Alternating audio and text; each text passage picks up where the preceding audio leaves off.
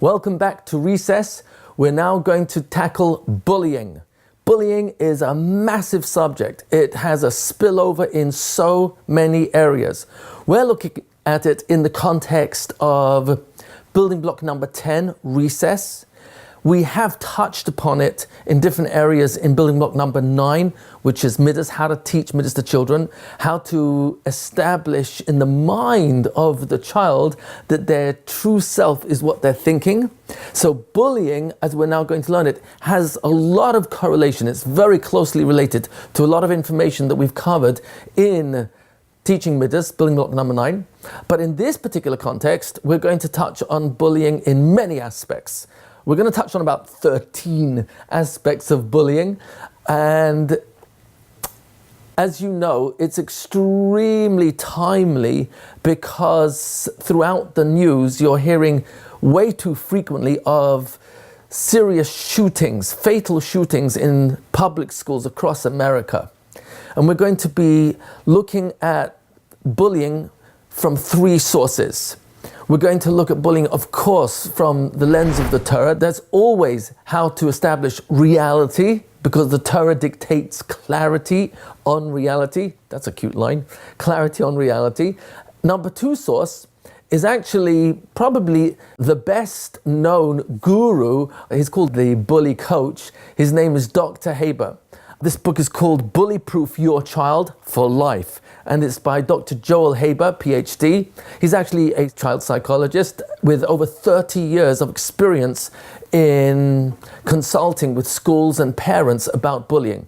So we'll be borrowing a lot of the research that he has put together in this excellent best-selling book. And the third source will be from what we've quoted in building block number 9 from the innate health movement, which is at the forefront, is the iHeart training program, which I will be referring to both in building block number 9 already, and also in this one, where I'm encouraging teachers who really want to be able to build the resilience that already exists in children to get this training. It's called iHeart training. So those are the 3 sources: Torah, Chazal, and Joel Haber, Dr. Joel Haber's book, Bully-Proof Your Child for Life, and number 3, the iHeart program. So let's jump into this. Number 1 is, let's define bullying. We're going to look at 3 definitions. They're really 3 angles of the same thing. One is an objective definition for bullying. Another one is a subjective definition of bullying, personal. And the third one is the real definition of bullying, because it's obviously the Torah's definition. I'm going to say that third because unless we have a clarity and familiarity with the components of what bullying really is, it's difficult to appreciate the umkus of the Torah's own definition, which is, of course, reality. So number 1, the objective definition of bullying is very simple. It's the maintenance of an imbalance. This would be balanced, an imbalance of power. The maintenance of imbalance of power means any hurtful behavior, be it verbal insults, be it emotional put-downs, physical, any type of hurtful behavior that maintains the imbalance of power so that the bully is always oppressing the victim, or nowadays they don't like using that term so much in psychology, so it's target. So the bully maintaining that imbalance of power by always being stronger than the weaker one, the victim or the target, that is the definition from an objective standpoint of bullying. It's important to know that, because when a teacher and a parent becomes sensitized to know what bullying really is, then they'll start to realize, they'll notice, they'll see, and they'll experience so many more scenarios of bullying, which they'll say, oh my gosh, that's bullying, and I never thought of it that way. And it becomes clear, oh my gosh, that is bullying. That is a maintenance of imbalance of power. The number 2 definition is a subjective definition, and that means it's what I perceive as being bullied. So this is completely relative to who I am, my personality makeup, and my level of thick skin, thick blood, or extremely sensitive. So for example, someone who's thick-skinned is less likely to define your unkind words or insult or subtle put down as necessarily bullying, because they're so thick-skinned it might have gone right over their head and not noticed it. And so for them it wouldn't be a definition of being bullied. And yet you'll have a sensitive person, which many of us are, who will define bullying as, you hurt my feelings. What? And that person said, why? What did I do? Well, you said, and this, I saw the way you looked on your face. And no.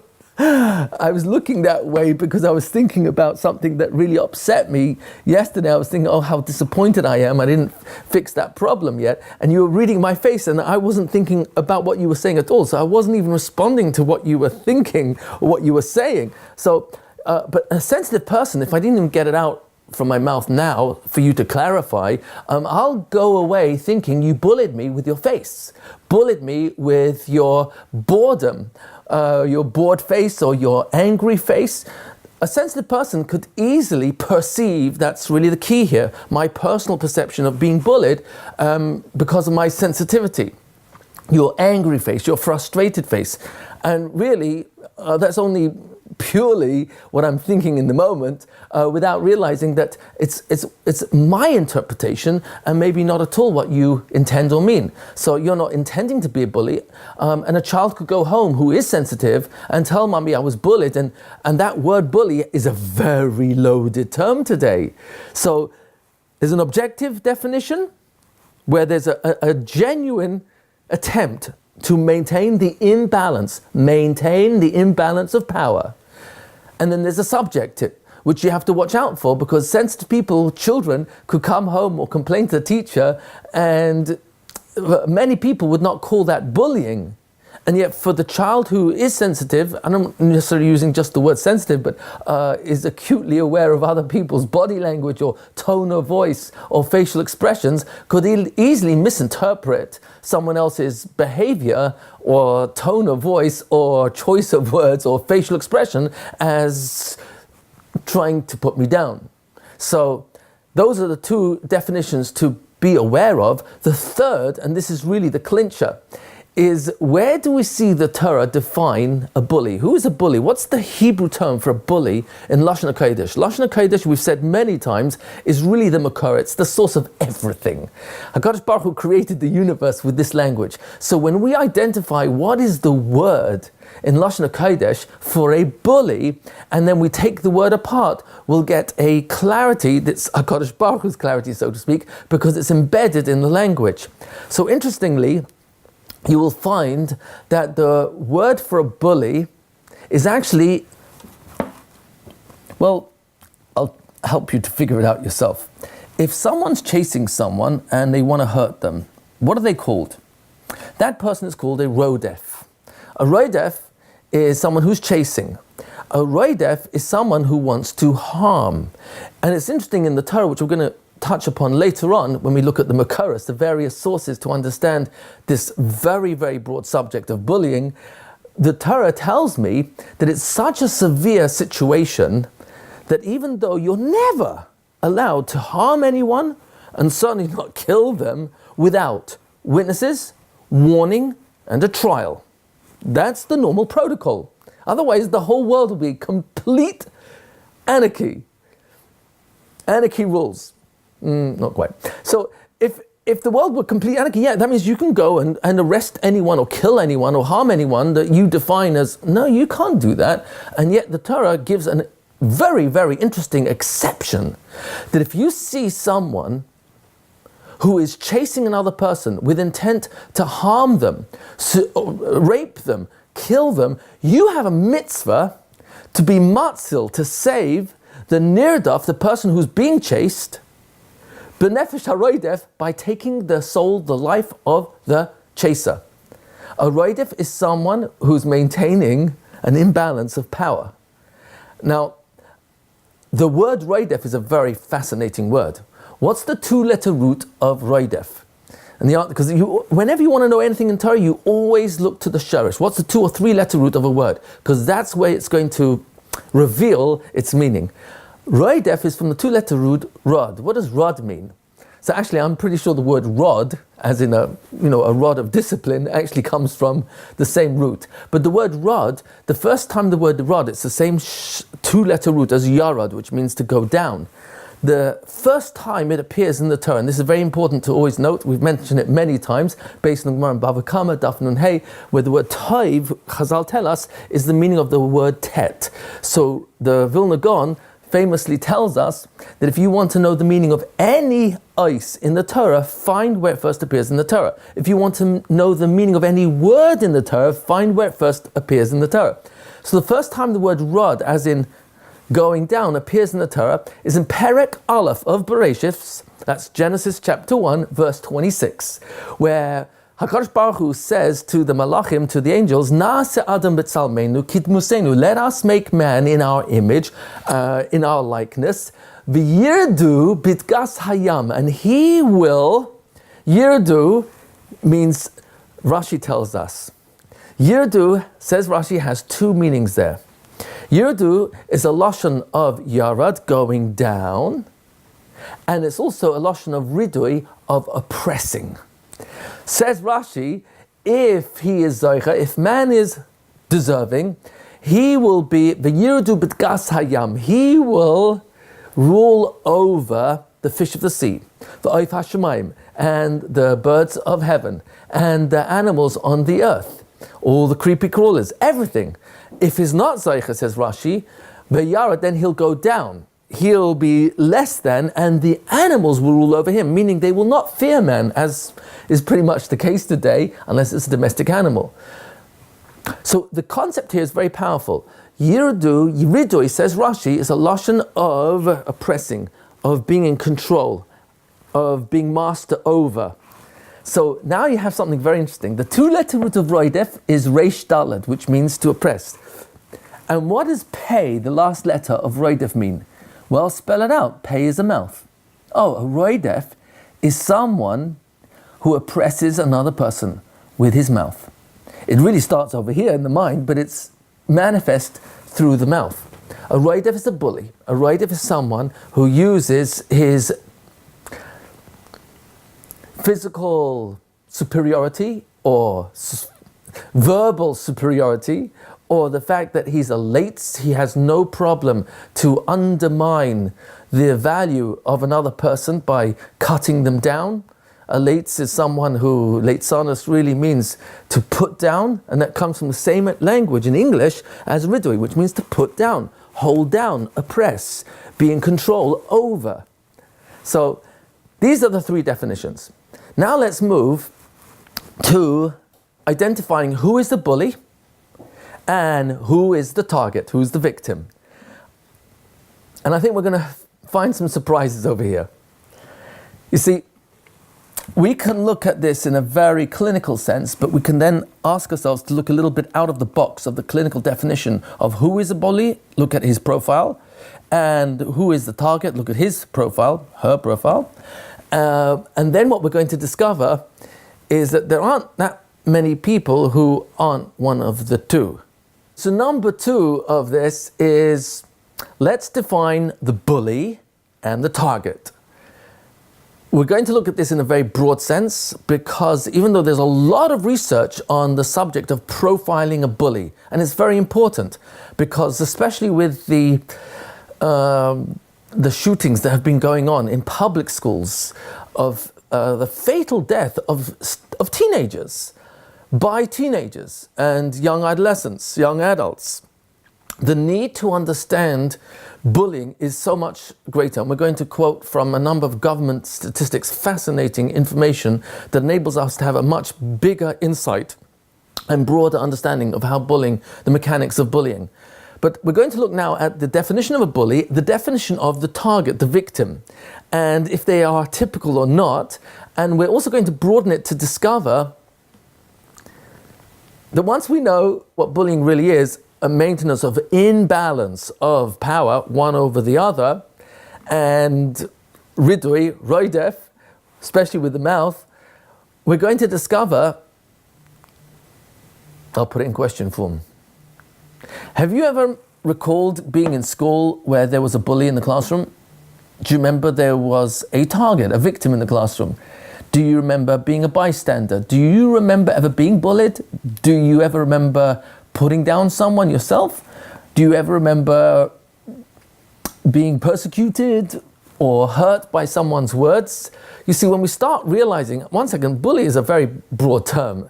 The imbalance of power, that can take place not just in the classroom between kids. This can take place in marriage. This could take place with a parent to a specific child who they're struggling liking that child. It can take place between a mother-in-law and daughter-in-law or son-in-law. It can take place between a boss and a client. Well, that's hopefully less likely than a boss and a co-worker, a boss and a partner, a boss and an employee with his co-worker. This is something that is not relegated, or if you want to isolate it to the classroom alone or recess. This spans the history of human life, and it's a problem. And what we're going to look at now is what's the typical profile of a bully and the target. And then we're going to look at how close this really is to ourselves. So number one, there used to be a stereotype for a bully. Big, fat, hulky, overweight, over-aggressive, sometimes jealous of other people's own virtues, and they would put them down. It used to be that the stereotype was like a Dudley Dursley, who is the fat, overweight, very aggressive bully cousin of Harry Potter. Herschel Potterovich, I beg your pardon. But it's no longer the case. The typical profile of a bully, surprisingly, is he could be the smartest in the class, the most intelligent, could be the most popular, and this is really going to be a shocker, he could be the most charming. He could even be the one who's got the most friends. And this is the problem. The biggest ingredient that really makes the bully someone to be concerned for is that not only could be the most charming, they could be someone who has the most friends and extremely smart, street smart for sure, and intelligent. But here's the biggest problem that's coming up with the latest profiling of bullies. Lack of empathy or zero empathy. That means they don't feel the pain of other people. That's scary. Because if I don't have a conscience, Has v'Shalom, if I don't feel your pain, then it's much easier for me to put you down without any fear. What's compounded this and made it much, much more complicated nowadays, and I'm just giving you a lot of information about bullying so that you as a teacher, or if you're a parent listening to this, your way to address this subject is with a lot of information. Because information, whether you like it or not, is power, it's clarity. It may not be directly power, but it gives a lot of clarity. Torah is information. And Torah gives you clarity to know what to think, how to talk, what to say, what not to say, how to behave. Torah is clarity. Information is clarity. Being educated gives you more and more clarity. And I'm borrowing here from both the Torah and what we know from secular studies, research of what bullying looks like. It's going to help us understand how to watch out for the signs for bullying. But the most important piece of the whole presentation, of course, is going to be, how do you handle it? How does someone who's being bullied handle being bullied? How do the parents, how does the teacher help the victim, the target, handle being bullied? That's the most important piece, and we're going to look at that very carefully. Has a lot of correlation to what we've already covered in building block number 9, Midas. There's a lot of overlap there, but it's as important to review as it is to bring it out in this particular building block too. So let's look at this a little bit more carefully. The bully is no longer just a physical, heavy, over-aggressive guy. He could be none of that. And the thing that's compounded it the most today is internet. Why? Because in cyberspace, through Twitter, Facebook, by putting someone else's information, a picture, slightly compromising or embarrassing about that person, and putting it up for public view, or on a Facebook account, or on WhatsApp in describing someone's behavior, you could actually, not you personally, but the bully can actually maintain total anonymity. No one knows who it is that's putting this up as a picture that compromises or makes this person look really bad. And before you know it, you've got a situation where, without even having to have a drama series of 13 reasons why, you've got suicides taking place frequently in the secular world, and sadly in our world too, Rahman al-Islam, of teenagers who have reached a point where their low self-esteem, their sense of I've got no friends, I've got no one to advocate to protect me, and the humiliation, the incredible embarrassment of seeing pictures that are compromising them, or statements that are being made and rumors that are circulating because of that, and I can't fully defend myself against, and all the people, my friends I'm losing here and there, it can cause, has v'shalom, a person to say, I've got nothing to live for. So the profile now of understanding who a bully is, and the ability they have to hurt other people without even seeing their pain, so they don't, even if they had a conscience and they had the possibility of empathy, now that's reduced close to zero because they don't get to see the person crying. They don't see the person who's intimidated by the terrible lashon hara, motzi shemra, or inas dvarim, or unkind words that they're sharing in social media. So these are different components that make bullying much more complicated today. I don't say complicated in the sense that we can't untangle it. We're going to Bezrat Hashem look at the elegant way the Torah looks at bullying, and hopefully come to what I would say a very simple, deceptively simple solution that really empowers ourselves as teachers and our children. So let's look now a little bit at the profile of the target, the victim, the person who's being bullied. The problem today in defining the target or the victim is that the bully does not need a reason to bully. The profile of the target could be he's too tall, or he's too short, he's too fat, or she's too thin, or too fast, or too slow. You wearing glasses, you don't wear glasses. Your hairstyle is out of fashion, your hairstyle is trying to always be in fashion, and I'll use that as a put down. I don't need an excuse to bully you. I can actually define anything about you as a reason to hurt you. So the receiver of the imbalance of power, the more they respond with, you've hurt me. Oh, really? Good. So if I've hurt you, you're weaker than me, you're more vulnerable than I, and so I have succeeded in maintaining this imbalance of power, and I walk away cool because I'm more powerful than you.